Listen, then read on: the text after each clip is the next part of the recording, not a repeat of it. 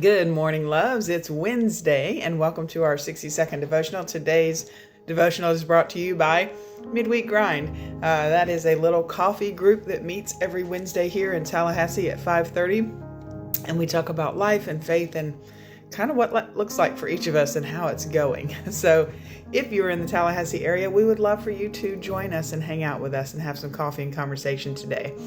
So today we are reading from Colossians chapter 3, verse 13, and that reads, if I can see it with my old eyes,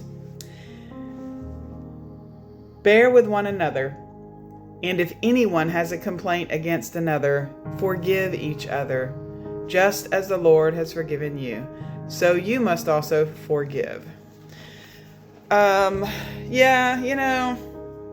I struggled with that one for a long time.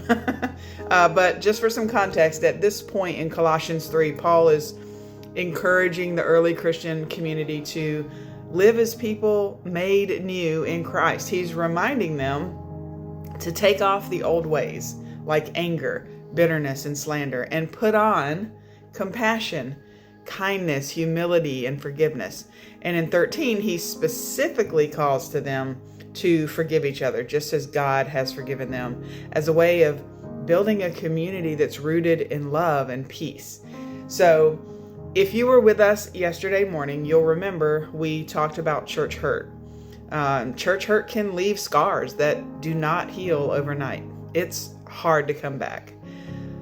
It's hard to risk being open again, to trust again, to believe that God is still present in the very spaces where you were wounded.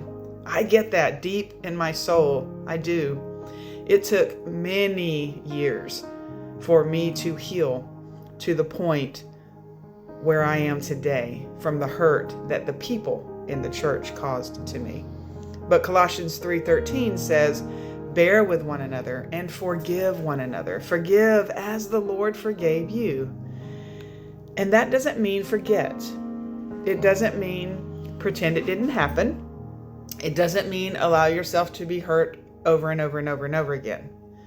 It means you deserve freedom from the weight of all of that. Forgiveness isn't about excusing harm that's been done to us. It's about choosing healing. I have people in the church who I have forgiven for the harm that's been done to me by them. They won't even acknowledge that they've done it. But that doesn't matter. And it doesn't excuse what they did because I forgave them. It doesn't excuse what they said or how they treated me. But being able to really forgive them for those things, that was incredibly healing for me, for my soul, for my relationship with God. And coming back to the church, I realized that's not weakness, that's courage. So you can take your time. You can set boundaries. You can rebuild trust brick by brick.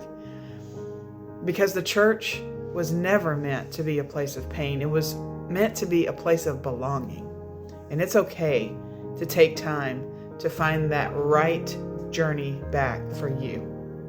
And if this is the church that you feel like you belong in and you're comfortable in, then I welcome you every morning of the week and on Sundays for Queer Church. Because guess what? This is church too. So thank you for joining us today for our 60-second devotional. Go ahead and tag someone who's been hurt by the church and is finding their way back to God. Because guess what? God's not done with their story, and God's not done with your story. See you tomorrow, friends. Have a great day.